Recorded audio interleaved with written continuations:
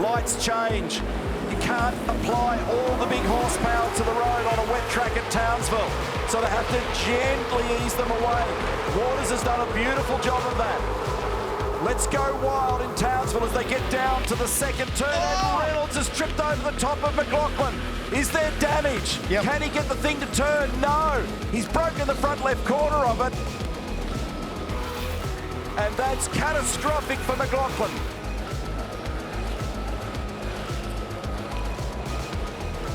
Oh, they're all in. Scott Pye's been hit. He's actually turned right back around and they all missed him. That's an absolute miracle. So off turn 3, little bump against the fence, and then contact between Will and Scott.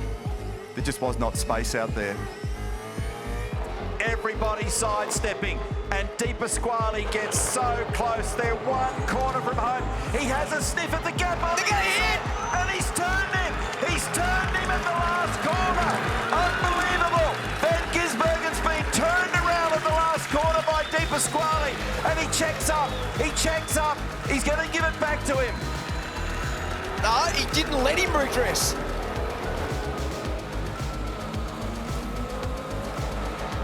And it's another venue where he's going to leave after 500 Ks with 300 points. Shane Van Gisbergen victorious in Townsville.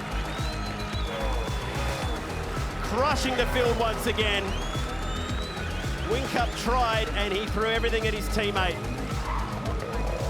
He may be exhausted, but he's got a little bit left in the tank to celebrate. And no one celebrates like Shane Van Gisbergen.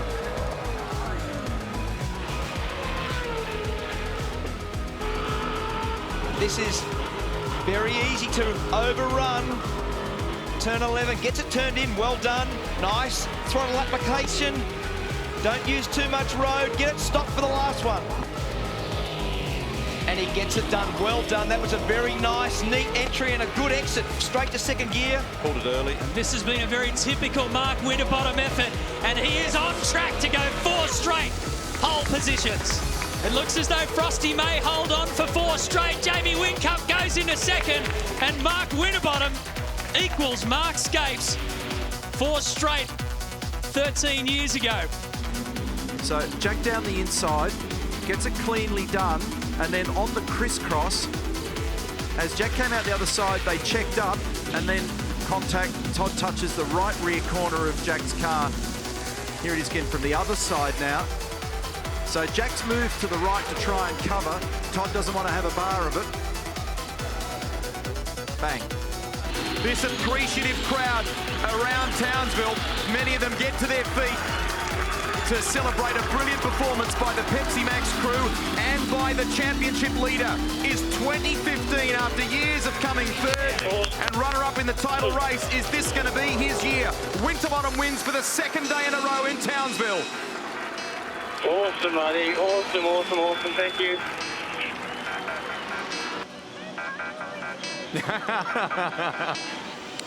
Yeah, high five for Dad.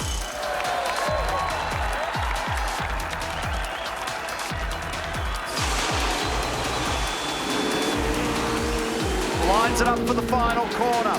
The name Whincup's been in the runner-up slot a bunch of times this year. But for the first time since Sydney at the end of last season, Jamie Whincup is a winner in Townsville. He gets home by 1.6 seconds. He breaks through. Finally, you can see the relief on his face. Red Bull Holden Racing Team have beaten Shell V-Power Racing in a great exchange today. And there's lots of congestion in the mid-pack as you expect back here. Trouble for Di Pasquale and big trouble for Van Gisbergen. This is what we talked about. Kelly's tangled up in this as well. LeBrock is in there, Jones is in there, Goddard is in there, Heimgartner is in there. Checkered flag is now out. Kostecki's moved up into 15th position in the Maxstone Racing entry. Forward, Bryce Forward, great job, up 4 spots to 6th. Percat to the top with a 12.2. That lap has come from nowhere. Well done, Nick Percat and everybody at Brad Jones Racing. What a great session. 15 ten-thousandths of a second separate, and Percat's done it again. A 12.17.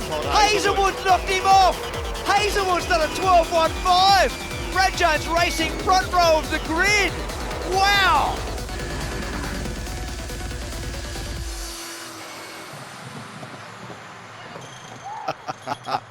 That's great.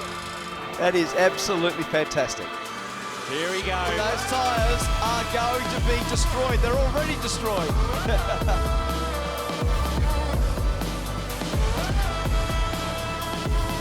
And what he's got to do is not do what his teammate from yesteryear, Will Davison, did.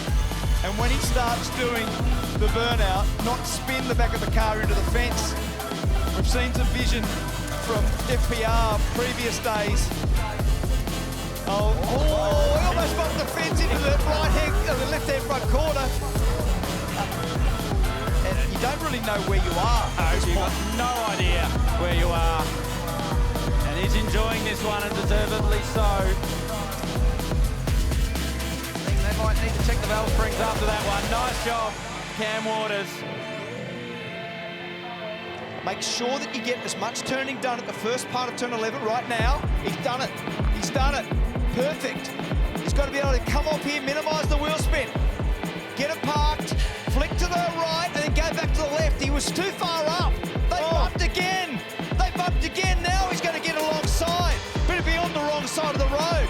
Van Gisbergen's got the inside run for turn 2. This is great stuff. Absolutely world-class motorsport. Tander on the outside, Courtney on the inside. Look at McLaughlin trying to grab third. Tander drops in, he gets a bump from Lowndes. Bump wide and to the lead. Oh, problem for Tander. And to the lead goes McLaughlin. McLaughlin, a beautiful opportunistic move down the inside. He leads. Then it's Courtney looking bright. Bright's going to grab second here. They went basically into the corner and then just hit the fence. Courtney's hit the fence on the way out of turn 3. They cost each other that. That was a bump from behind from Tander, who pushed Courtney out of the lead and back into third spot. So trauma for both the Holden Racing Team entries in the first several corners, and they've already lost massive track position. I think Courtney's wounded. The car's all over the place. He made heavy contact with the left rear, and we can still see it sliding there. And a problem for Mostert. Car number 6 is rotating. Probably got some help in that process. There's a lot to look at. Look at Lowndes. Skates in on the rear brakes. It's an absolute traffic nightmare down there. Oh, he's been spun. Seriously, that's one of the wildest first laps we've seen all year. And will celebrate. So he did 37 laps on the Dunlop soft tyre. There's always questions to be answered in this sport. I reckon the biggest question now is how many donuts has he got? Oh, he got the fence. A little love tap. Explain that one when you get back to the garage, Wilbur. But what it's done is it's massively assisted Di Pasquale and Mostert to put them back in the race. Van Gisbergen is the leader. We're showing 9 laps remaining. Oh, my goodness, there's a fire there at Brad Jones Racing.